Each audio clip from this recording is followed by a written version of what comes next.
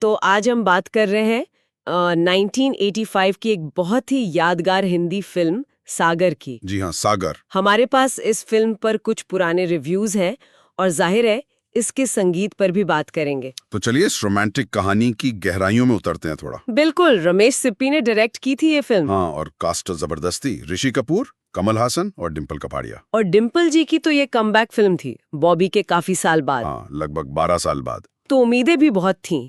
अच्छा, कहानी की बात करें तो कहाँ सेट थी ये? कहानी गोवा के पास एक छोटे से मछली पकड़ने वाले गांव की है।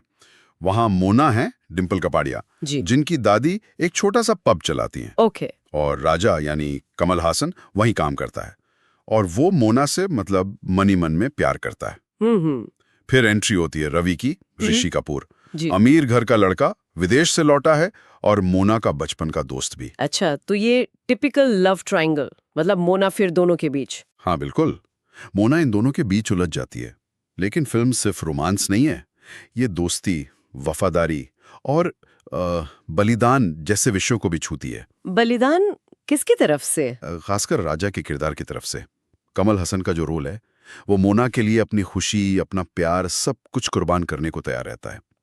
ये चीज कहानी को थोड़ा गहरा बनाती है। हाँ, और मैंने रिव्यूज में पढ़ा कि कमल हासन के अभिनय की बहुत तारीफ हुई थी। कहते हैं कि वो फिल्म की जान थे। ऐसा क्यों? बिल्कुल सही। रिव्यूज यही कहते हैं कि कमल हासन ने राजा के किरदार की जो खामोशी थी, उसके अनकहे प्यार और दर्द को आंखों से बयां किया था। अच्छा। हाँ, मतलब डायलॉग्स कम, लेकिन एक्सप्रेशंस इतने दमदार थे कि उनका दर्द पर्दे पर महसूस होता था।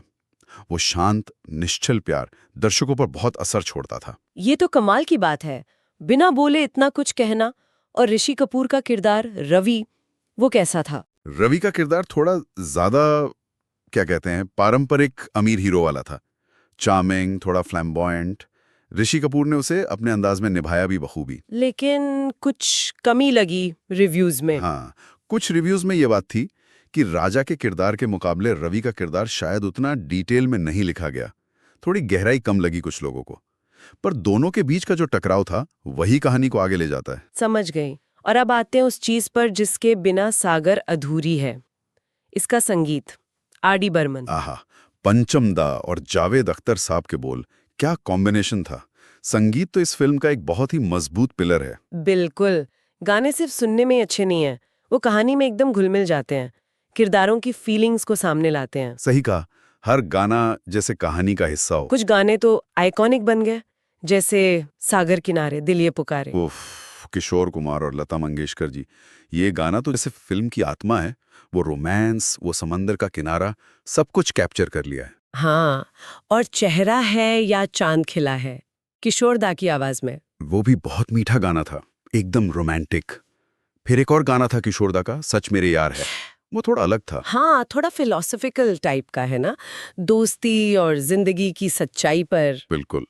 और फिर मूड एकदम बदलने वाला गाना, ओ मारिया। हाँ, आशा जी और एसपी बालसुब्रमण्यम, वो तो बिल्कुल अलग ही फील का गाना था, गोवा वाला, जोशीला। जी, वो फिल्म में एक हल्के फुल्के मोमेंट में आता है, रवि के किरदार की एनर्जी दिखाता है और फिल्म के इमोशनल माहौल से एक ब्रेक भी देता है।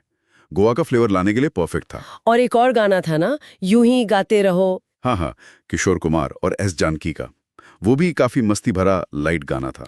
वाह, तो मतलब सागर सिर्फ एक लव ट्रायंगल या डिम्पल की वापसी भर नहीं थी। रमेश सिप्पी का डायरेक्शन, कमल हासन की वो इंटेंस एक्टिंग, ऋषि कपूर का चार्म और सबसे ऊपर आर.डी. बर्मन का कालजयी संगीत। बिल्कुल, इन सब चीजों ने मिलकर इसे एक यादगार फिल्म बनाया, जो आज भी लोगों को याद है, खासकर उसके संगीत और इमोशनल डेप्थ के लिए। सही। और जाते जाते एक सवाल शायद हम छोड़ सकते हैं सोचने के लिए। हाँ, बताइए। फिल्म में राजा का जो निस्वार्थ प्रेम है, वो बलिदान, वो बहुत छूता है। पर क्या असल जिंदगी में प्यार हमेशा ऐसे ही बलिदान मांगता है? या फिर दोस्ती और प्यार के बीच की वो जो महीन सी रेखा है, क्या वो हमेशा इतनी धुंधली होती है जैसी फिल्म में दिखाई गई? ये सोचने वाली बात है।